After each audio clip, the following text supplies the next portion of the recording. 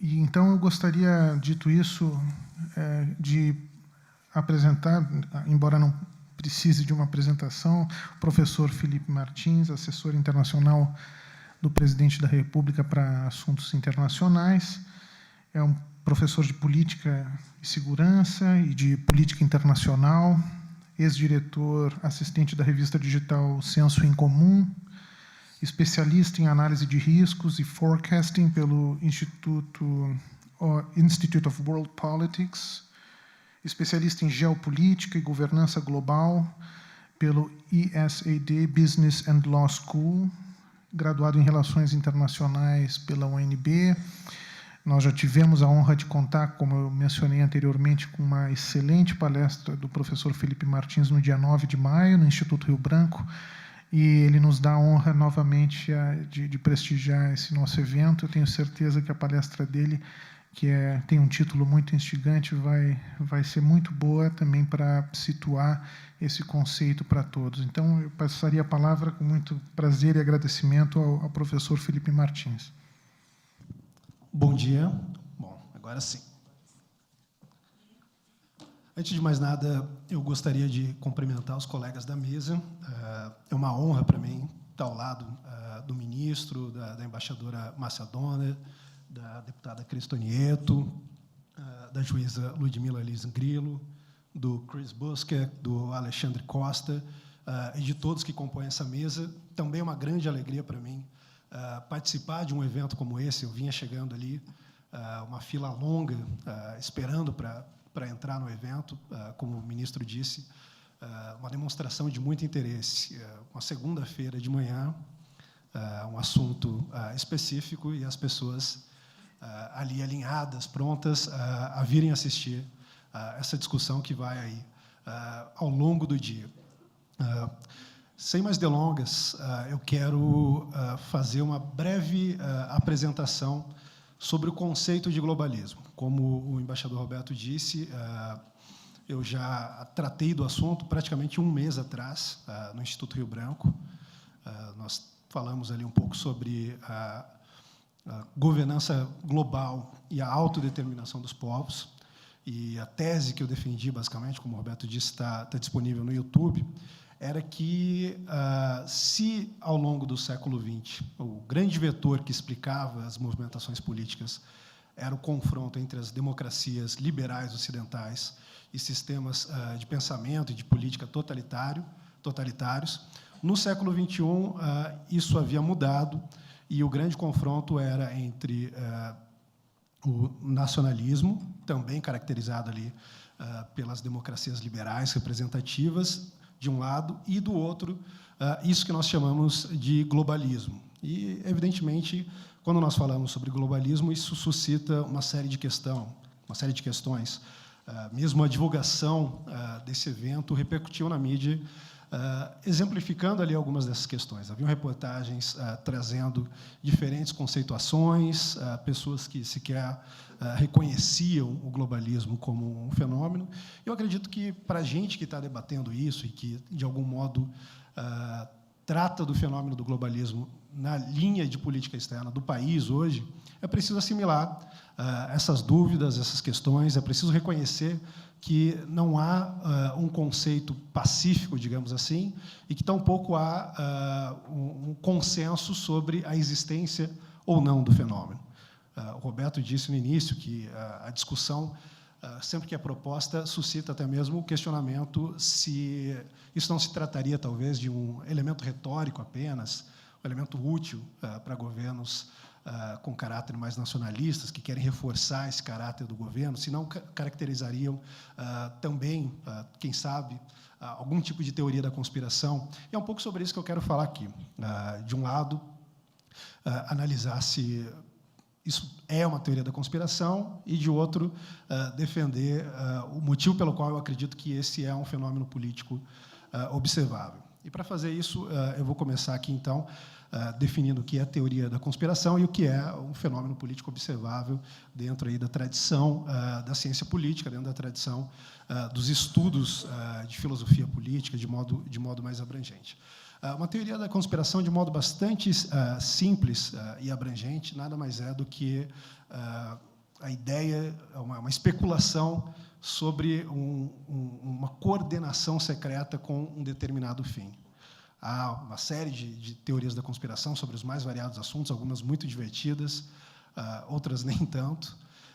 Mas o fato é que teorias da conspiração, elas são parte do nosso dia a dia, elas são parte da vida política, tanto no Brasil quanto no exterior, globalmente. Nós convivemos ali com uma série de teorias, algumas que têm ali alguma verossimilhança e algumas que são realmente esdrúxulas. Mas, de modo bastante simples, como eu disse, uma teoria da conspiração é uma especulação sobre uma coordenação política, econômica, militar, de que natureza for, para avançar uma determinada finalidade. Logo, vocês verão que não é disso que se trata aqui. De outro lado, um fenômeno político observável. Nós temos diferentes formas de tratar de um fenômeno político. Nós temos diferentes modos de abordar um fenômeno político, até porque os fenômenos políticos se manifestam de diferentes maneiras. Isso vai variar de acordo com a metodologia que se adota, a escola teórica que se adota. Mas, basicamente, nós temos formas de identificar se uma certa corrente política, se uma certa linha de pensamento ou se um certo conjunto de ações tem ou não relevância para o rumo do viver político, do viver histórico. Então, é um pouco entre esses dois eixos que eu quero transitar, mostrando, evidentemente, a minha tese de que nós estamos tratando aqui de um fenômeno político. Eu quero dizer, evidentemente, que sequer seria necessário, depois da introdução que o ministro fez, e, ao final do dia, eu tenho certeza de que a minha apresentação se revelará a mais inútil de todas elas. Nós teremos aqui algumas aplicações práticas do fenômeno em áreas como a educação, como o processo legislativo, judiciário. Isso tudo vai bastar por si só, mas eu gosto dessa discussão conceitual e eu acho importante a gente analisar ela. Então, para a gente analisar onde se encaixa o globalismo, eu vou começar com uma definição do próprio globalismo. O globalismo, essa é uma definição que eu cunhei, mas que não foge muito do que vários autores, pensadores e agentes políticos têm usado. Para mim, é basicamente o seguinte: o globalismo é a tentativa de instrumentalização político-ideológica da globalização com a finalidade de promover uma transferência do eixo do poder decisório das nações para um corpo difuso de burocratas, cosmopolitas e apátridas, que responde não às comunidades nacionais de eleitores, mas a um restrito conjunto de agentes de influência com acesso privilegiado a esses burocratas, o que, no limite, significa a substituição das democracias liberais representativas por um regime tecnocrático e pouco transparente, no qual o poder decisório está concentrado nas mãos de alguns poucos privilegiados. Então, essa me parece ser uma definição, ao mesmo tempo, básica e abrangente o suficiente, porque, como eu disse aqui, se trata de uma tentativa de instrumentalização a serviço de diversas finalidades. Não há apenas um projeto globalista dentro dessa concepção. Não há uma única finalidade, não há uma única direção. O que há é um método de domínio político, digamos assim, um método de exercício do poder. E esse método, como nós podemos ver em qualquer livro de história de qualidade mediana, ele é tão antigo quanto a humanidade. Se nós olharmos para as primeiras civilizações humanas, elas já tinham ali essa finalidade, elas já tinham, de algum modo, ali um intento, uma intenção dominante de expandir aquela particularidade de uma determinada civilização por todo do que se conhecia da humanidade. Foi assim com os grandes impérios da antiguidade. Foi assim, se a gente pensar nos grandes mitos da antiguidade também, se nós pensarmos aqui mais próximo da nossa cultura, o que se fala sobre a Torre de Babel, aquela ideia de um domínio global, ou em exemplos mais objetivos, se a gente pensar no que foi o Império Romano, que tinha ali muito claramente essa aspiração de expandir o domínio da lei romana, do sistema político romano, para todo mundo conhecido. Isso não é uma grande novidade, isso está, de algum modo, nas origens da nossa civilização.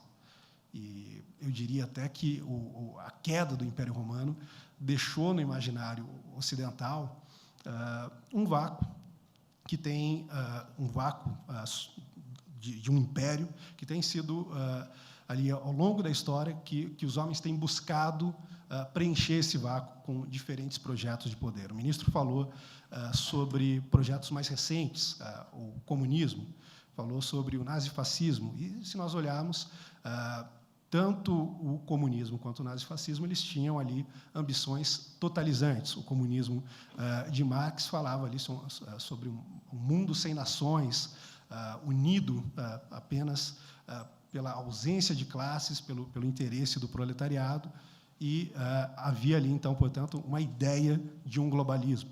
O nazifascismo, do mesmo modo, sobretudo o nazismo tinha ali isso mais claro, havia um projeto claro de domínio global pelo Terceiro Reich, em que haveria uma hierarquia das diferentes raças na concepção nazista, das diferentes etnias, etc., de acordo com o projeto de poder.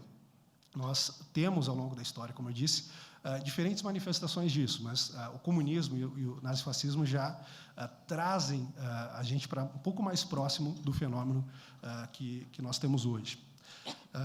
Qual é esse fenômeno?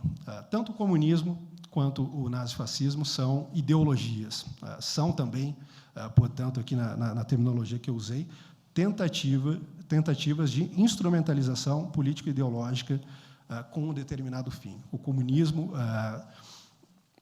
sendo uma ideologia, tem aí uma bibliografia vastíssima de discussões. Ninguém contesta que o comunismo seja um fenômeno político, e que foi um fenômeno político que impactou, como eu disse, pelo menos a segunda metade do século XX de modo muito decisivo, e que impactou a história de diversas sociedades de modo muito marcante, mas era uma ideologia. O comunismo, tal como definido por Marx, nunca foi implementado na prática. E aí surgem os diversos questionamentos feitos, inclusive, pelos próprios comunistas, de que, olha, na verdade, esses sistemas que existiram não foram, de fato, comunistas. Eles não tinham ali a socialização total dos bens de produção, não tinha, ainda havia propriedade privada, ainda havia uma série de elementos que não poderiam estar presentes dentro da idealização dessa ideologia que é o comunismo.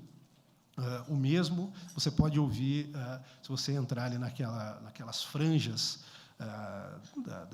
da alt-right americana, discussões de neonazistas, eles se referindo ao nazismo. E por que isso ocorre dessa forma? Isso ocorre dessa forma porque nós estamos falando de ideologias. Ideologias sempre enfrentam, digamos assim, uma dificuldade na sua transposição à realidade, na sua implementação, de fato, na realidade política. Então, o que nós temos do comunismo observável, evidentemente, é aquilo que foi possível ser feito em torno de um suposto ideal, em torno de um ideal de uma sociedade sem classes, que levou, na verdade, ali a uma hierarquização ainda mais rígida da sociedade do que já existia anteriormente, mesmo em sociedades altamente hierarquizadas, como a Rússia czarista.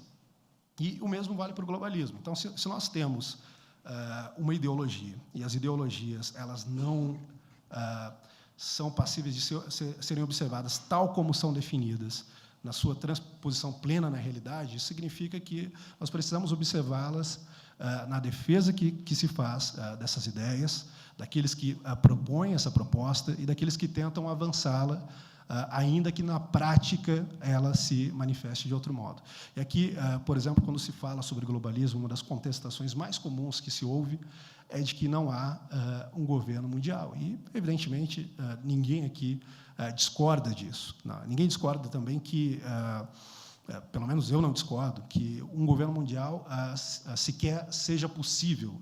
Eu acredito que há muitas variáveis envolvidas na sociedade, há muitas variáveis envolvidas na ação humana que são impossíveis de serem controladas nessa imagem um pouco amalucada que se faz de um governo mundial. Mas o que há é o que eu apresentei aqui, uma tentativa de instrumentalizar certas ideias que tem como efeito prático a mudança do eixo decisório dos parlamentos nacionais, das democracias representativas, para instâncias supranacionais, transnacionais, mais ou menos democráticas, mais ou menos transparentes, mais ou menos acessíveis ao cidadão comum.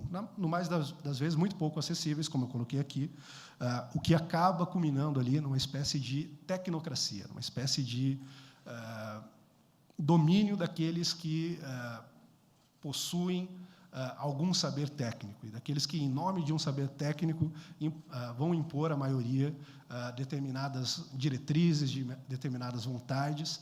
Isso é muito passível de ser observado. Eu estou fazendo aqui essa análise, digamos, em tempo real, mas se nós podemos olhar na própria literatura mainstream de relações internacionais, esses assuntos sempre foram discutidos.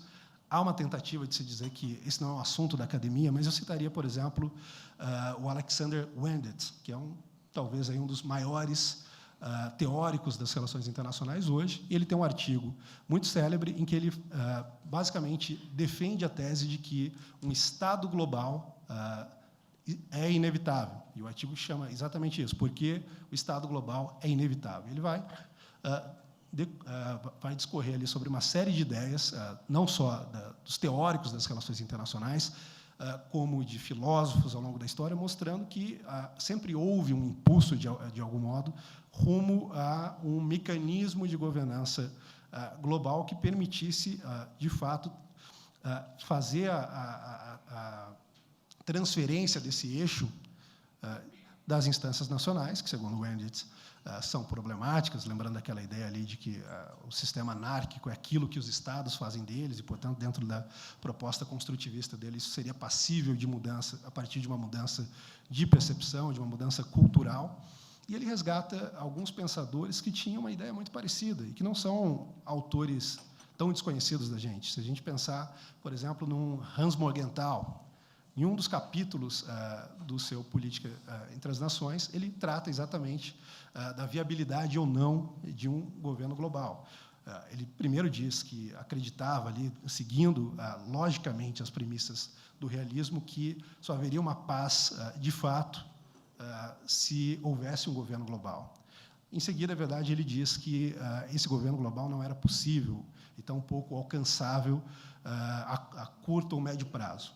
Mas, se nós pegarmos outros artigos, e, sobretudo, publicações dele em jornais, em revistas, nós veremos que ele defendia com muita clareza a ideia de que era possível fazer uma transição gradual rumo a um mecanismo de governança global que, na prática, assimilasse ali os Estados ainda como elementos, como componentes desse grande sistema de governança, mas que diluísse tanto quanto possível os interesses nacionais e evitasse os conflitos. Uma visão que se aproximava, inclusive, muito com a dos liberais utópicos que o Hans Morgenthau rechaçava e criticava com bastante veemência. Em um desses artigos, ele defende a ideia de que, para que se chegue nesse mecanismo, era primeiro necessário construir uma consciência de uma comunidade global. E o modo como ele dizia que se deveria fazer isso era nada mais, nada menos do que um modo também gradual, em que você primeiro juntava ali uma comunidade de países regionais no âmbito local, e depois você ia expandindo isso, até que, com, digamos assim, uma planificação e uma total comunhão e compartilhamento dos ideais cosmopolitas e de ideais comuns, você pudesse, então, fazer essa transição concreta para um modelo de governança de fato global. E aqui, quando eu falo modelo de governança global, Eu não me refiro, evidentemente, a um Estado global como o Alexander Wendt fez. Como eu disse, há muitas variáveis, a sociedade é extremamente complexa, e não me parece que esse modelo de governança tenha avançado como o Alexander Wendt acreditava que avançaria inevitavelmente. O que se percebeu é que era possível,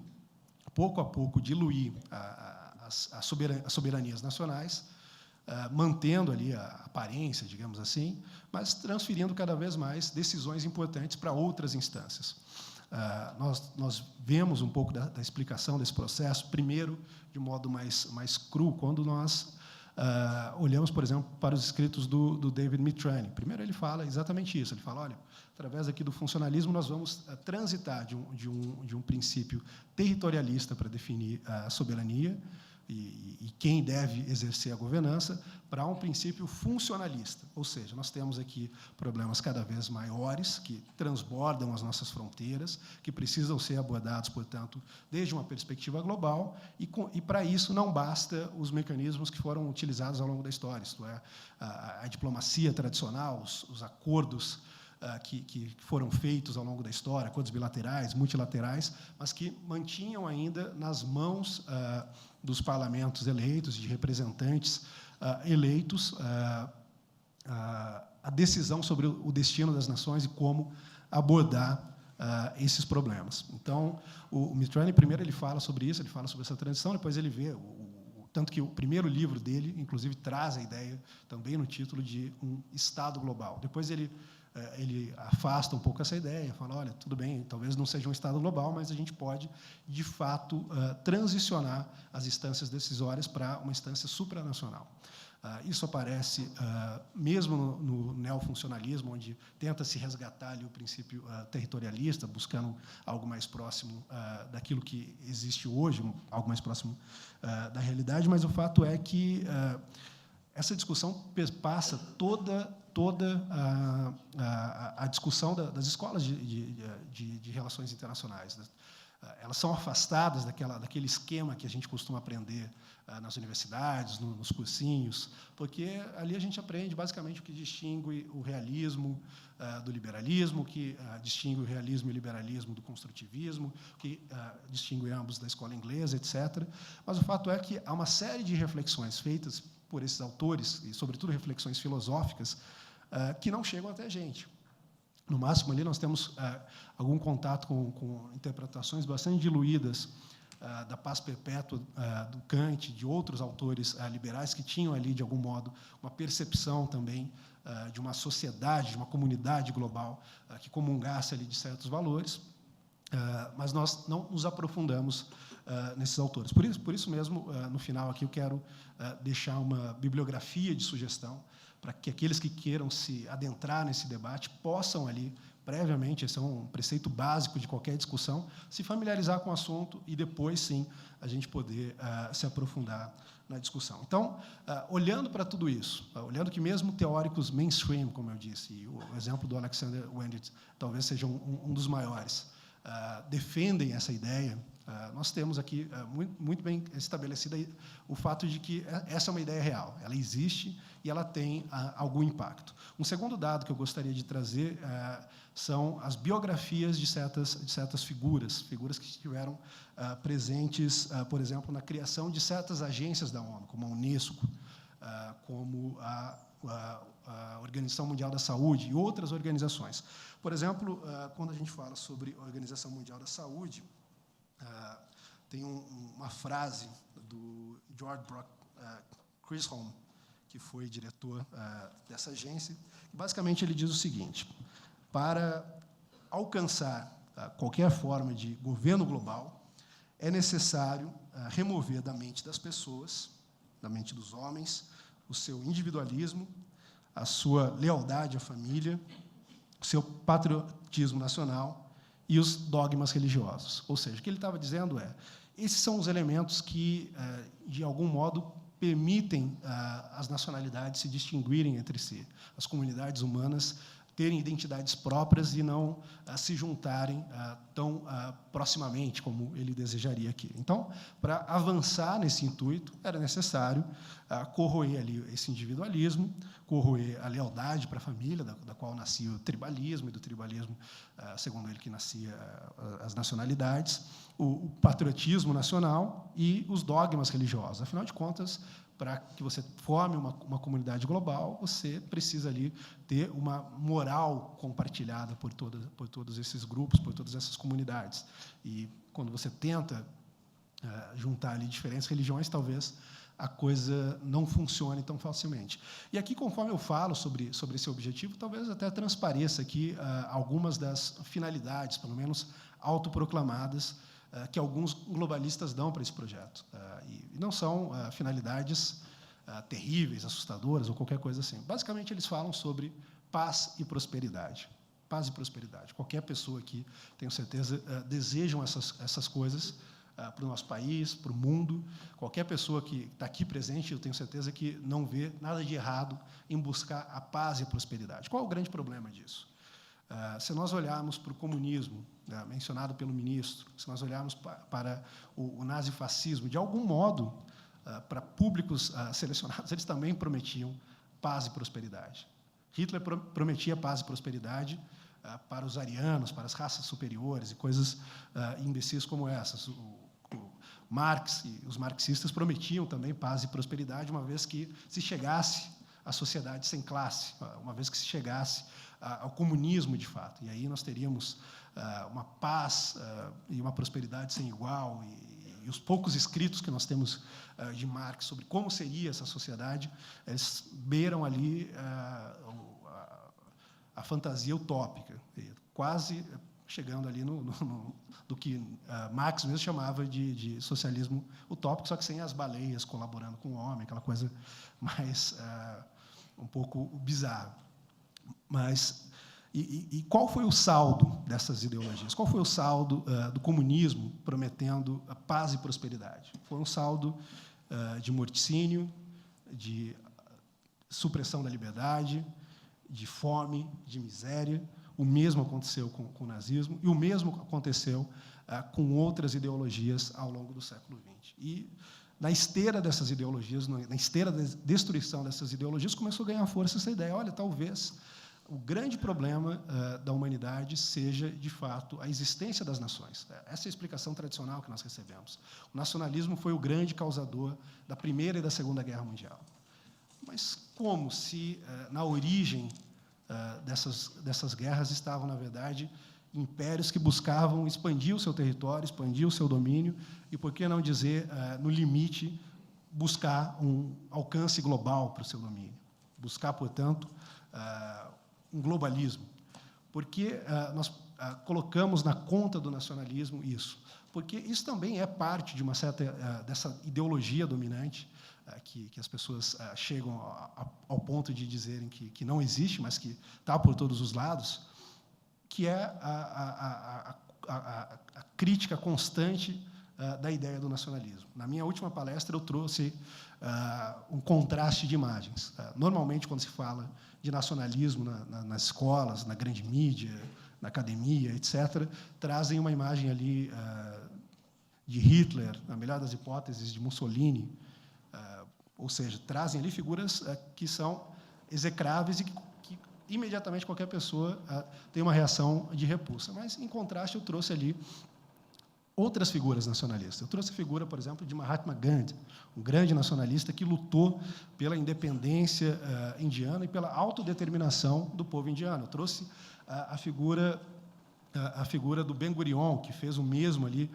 pelo povo judeu, também tentando garantir ao povo judeu uma nação onde o povo judeu fosse soberano para decidir o seu destino. E trouxe uma série de outras figuras que mostram bem como a seleção dessas imagens, a seleção dessas correlações que se fazem entre uma ideia e certas figuras podem determinar a forma que nós vemos elas. Então, nessa concepção, dentro dessa definição que eu dei de globalismo, dentro dessas duas dualidades possíveis que nós temos, o comunismo, o nazifascismo e todas essas outras ideologias que são falsamente associadas ao nacionalismo, porque são imperialistas, o imperialismo ele suprime as nacionalidades, ele suprime as nações, eles são, na verdade, o contrário, o oposto do nacionalismo, sobretudo desse nacionalismo mais recente, que agora reage a essa transição de modelo de governança e que deseja manter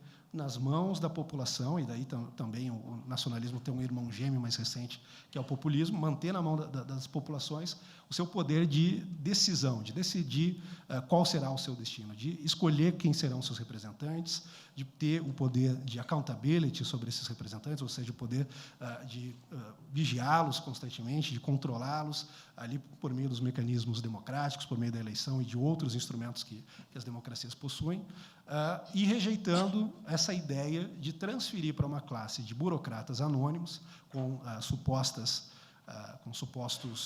poderes ou com supostos conhecimentos tecnocráticos avançados e complexos demais para o homem comum, rejeitando essa ideia de transferir para essas pessoas o poder decisório. Então, basicamente, aqui, nós temos a ideia de que há, no ambiente em torno, uma difamação do nacionalismo. Eu já fiz essa experiência. Nós perguntamos a alunos de relações internacionais, nós perguntamos a alunos de política internacional como eles defenderiam o Estado nacional. A maioria deles não sabe, porque tudo o que eles ouvem é que, gradativamente, o Estado nacional está se tornando obsoleto e que nós temos outros mecanismos mais sofisticados, mais avançados, para definir os rumos globais, que são melhores para a paz, são melhores para a prosperidade, são melhores para o meio ambiente, para uma série de outras questões. E, apesar disso, as mesmas pessoas que dizem essas coisas, dizem que a soberania nacional está sendo mitigada, está sendo corroída, negam que haja qualquer tipo de mudança relevante. Mas, quando nós olhamos para a realidade, o que nós vemos? Brexit 2016. Um referendo e uma campanha, sobretudo a campanha pela saída da União Europeia, que foi muito influenciada por essa ideia. Uma ideia de que, olha, nós não podemos continuar deixando que o Reino Unido permaneça submetido a uma arquitetura de governança global que, de algum modo, afeta o nosso poder decisório, afeta o poder do povo britânico de decidir os seus destinos. No caso do Reino Unido, nós temos alguns estudos interessantes. Tem um escritor chamado John Huizinga, que ele mostra que 90% das leis, daquilo que se tornava lei no Reino Unido, era decidido na Comissão Europeia ou em outras instâncias supranacionais.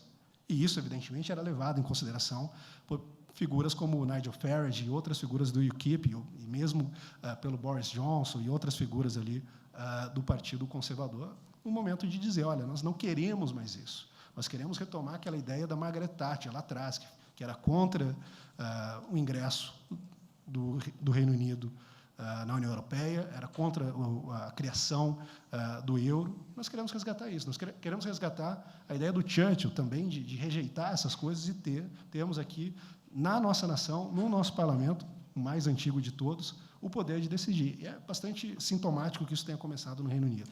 Então, nós temos ali, pelo menos, uma manifestação real de como essa ideologia influenciou, de um modo ou de outro, no Reino Unido.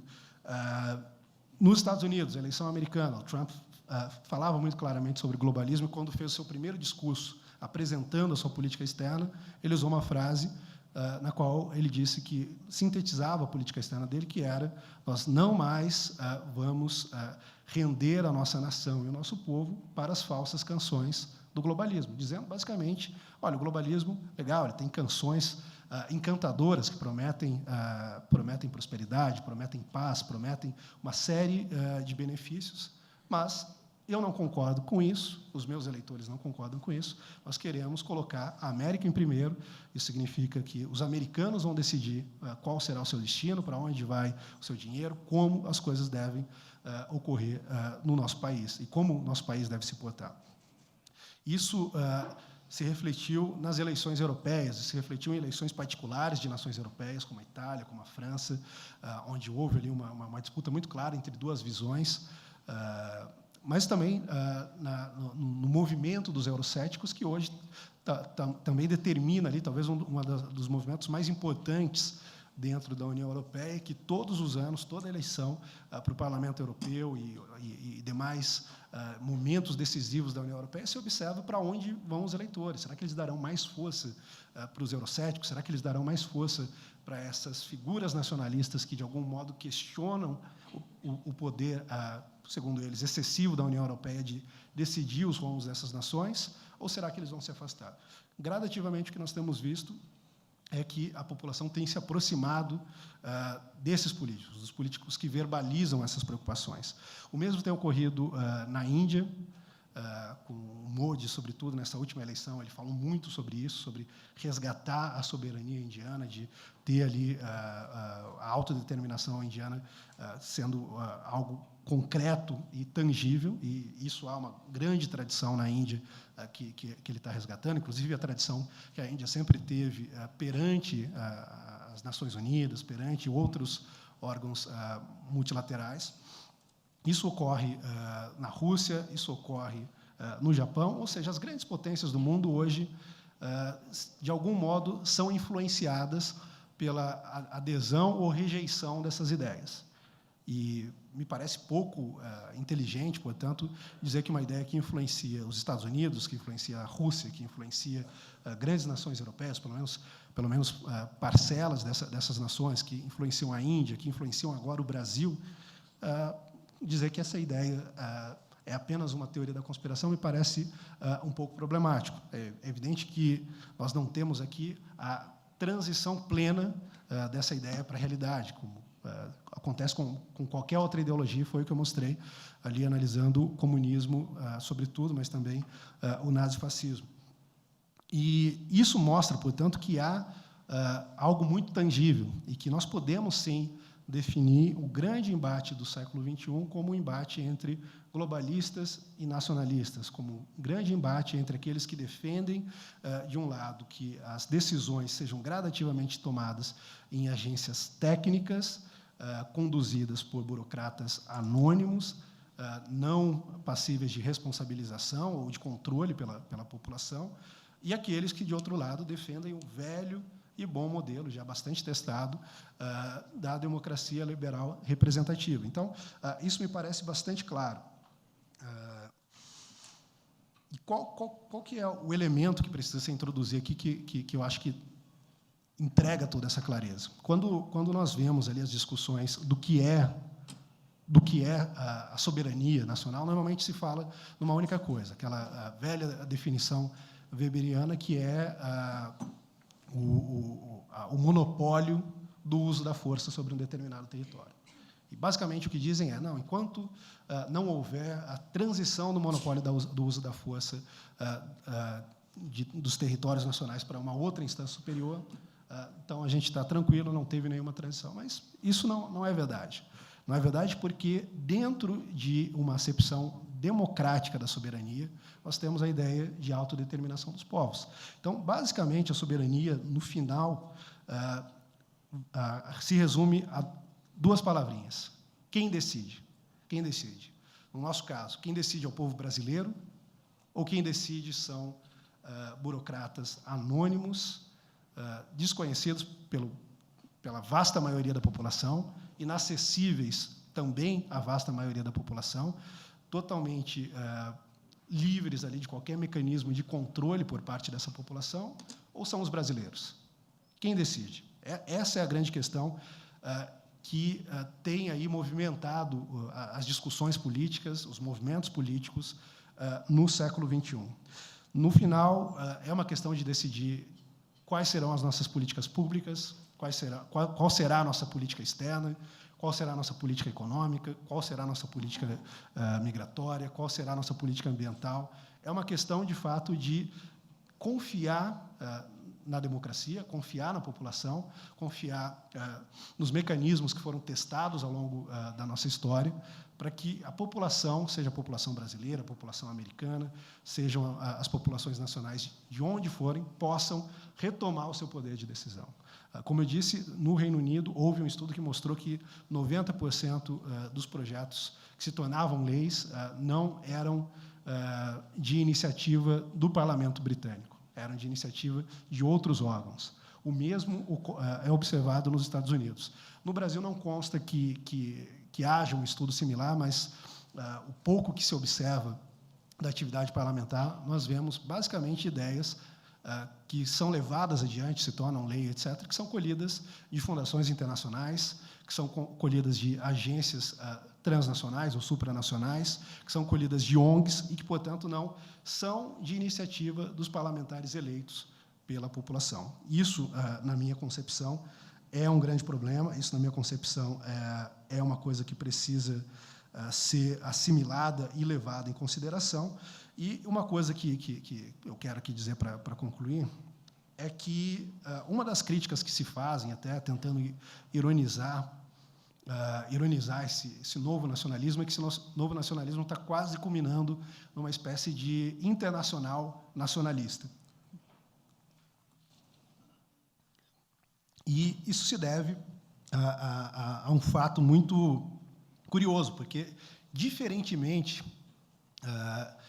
do que ocorria no passado, e aí talvez seja até uma acusação justa, o nacionalismo hoje ele não é defendido porque é uma coisa grande demais, mas ele é defendido porque ele é uma coisa menor do que esses novos mecanismos que estão surgindo. E são mecanismos mais adequados, o nacionalismo propõe ali mecanismos mais adequados para a defesa do indivíduo. Quando a gente fala em democracia liberal, nós temos basicamente dois elementos aqui. De um lado, a democracia, que é o consentimento dos governados, ou seja, o governo é exercido com o consentimento daqueles que são governados, e, de outro lado, o elemento liberal, que é a restrição desse poder. A restrição desse poder pelos direitos individuais, a restrição desse poder pelos direitos humanos, daquilo que protege o indivíduo do poder estatal. Nessa instância superior, muitas das vezes, o que nós temos visto é, em nome de certos direitos, nós temos visto, na verdade, a corrosão e a invasão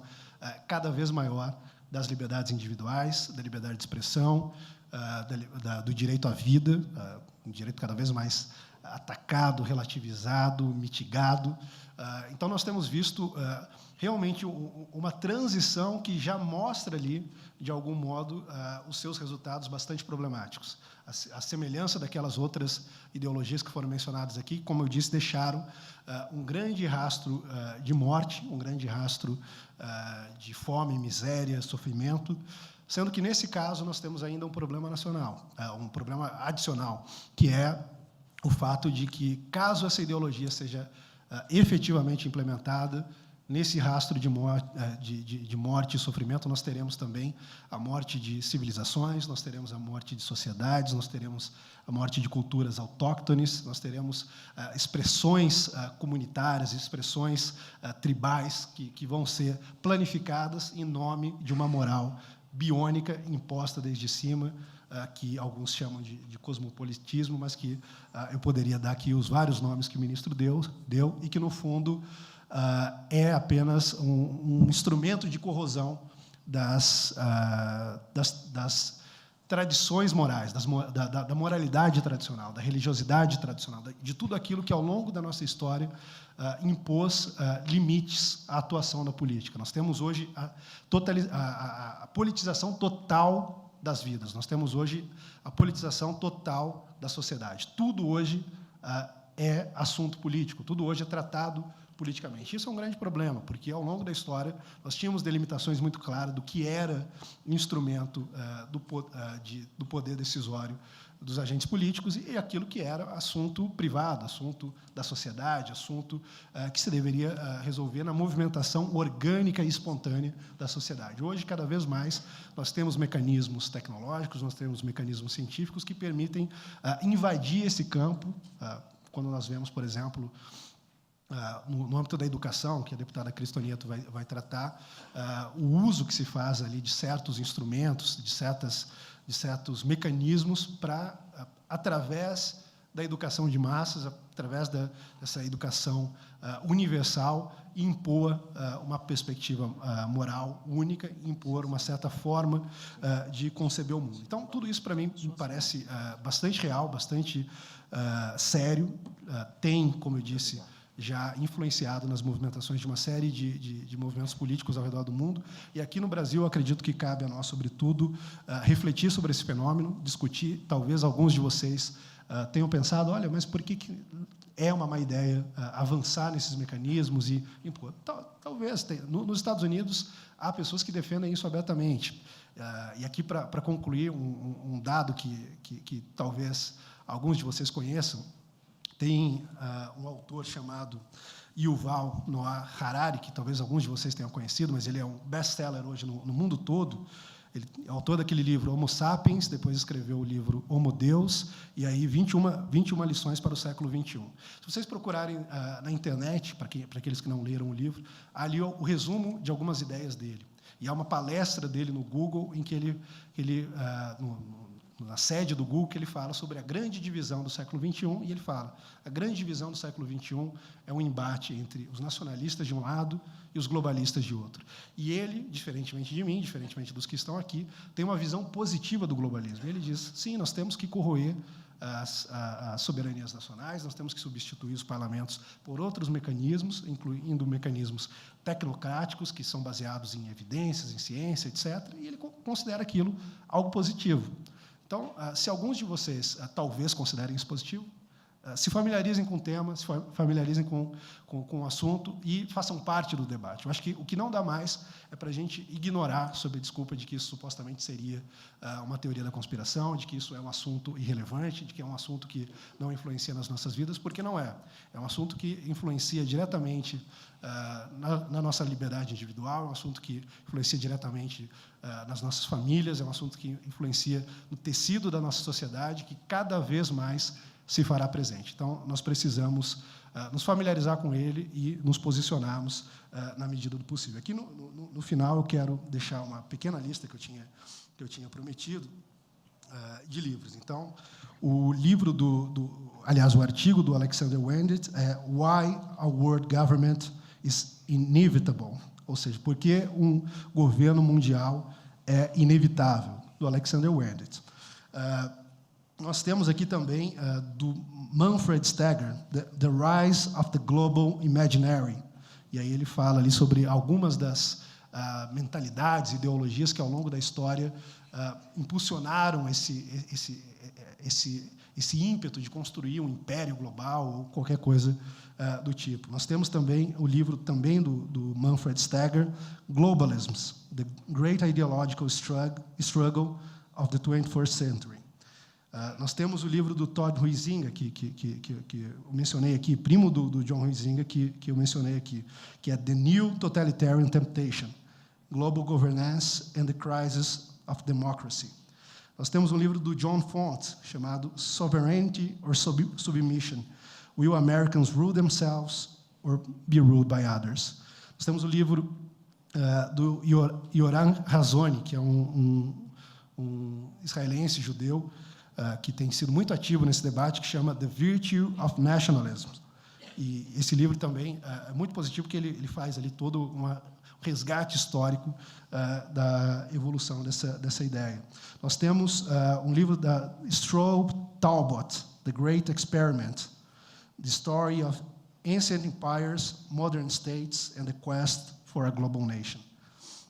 Nós temos já os livros citados do Yuval Noah Harari, sobretudo o Homo Deus, no qual ele defende ali que nós estamos transicionando para um modelo de governança global, de governo mundial. Nós temos um livro do Mark F. Plattner, Democracy Without Borders. E, por fim, eu gostaria de citar aqui também uma contribuição brasileira do professor Olavo de Carvalho, O Jardim das Aflições, no qual ele faz também um resgate da ideia de império ao longo de toda a história da civilização ocidental. E mostra ali que, após o colapso do Império Romano, nossa civilização constantemente buscou ali preencher esse vácuo com outros impérios, com outros modelos imperialistas, por que não dizer com outros modelos globalistas. Então, isso aqui é basicamente um resumo. Eu acredito que passei um pouco aqui do meu tempo. Depois nós vamos ter a oportunidade de conversar, vocês podem fazer perguntas. E eu peço a vocês, aqueles que não concordam com o que eu disse, que veem problemas, sintam-se livres para criticar, sintam-se livres para apontar inconsistências, para fazer questões difíceis, porque eu acho que esse é o único modo que a gente tem de avançar nessa discussão. Esse é o único modo que a gente tem de fato, evoluir nesse assunto, de entender qual é a relevância dele, ou qual é a irrelevância dele, qual é o impacto que ele tem ou não nas nossas vidas. Eu, e acredito que toda a mesa aqui, estamos totalmente abertos a lidar com essas objeções, com esses questionamentos, e eu acredito que o motivo desse evento é exatamente esse, a gente ter essa liberdade de discutir, de expressar as diferentes perspectivas, e poder avançar nesse debate. Então, por hora, eu agradeço a todos e peço desculpa por ter passado um pouquinho aí do tempo.